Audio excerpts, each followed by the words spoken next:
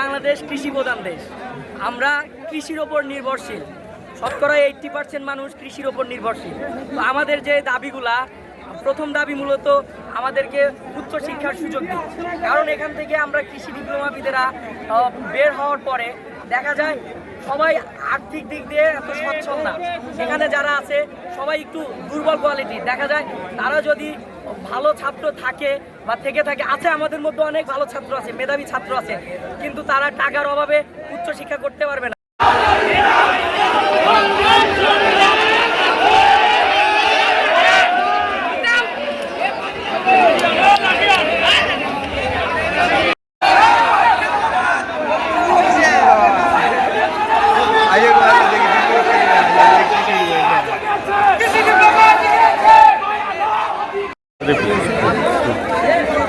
এখানে 15 লোক আসছিল, আসে বলতেছে যে তোমাদের দাবিগুলো যৌক্তিক দাবি, তো তোমাদের দাবি মানে আন্দোলনটা চালাচ্ছ, শান্তিপূর্ণভাবে চালাও, সুন্দরভাবে চালাও, পরবর্তী যেগুলো কার্যক্রম হবে সেগুলো সুন্দরভাবে চালাতে হবে।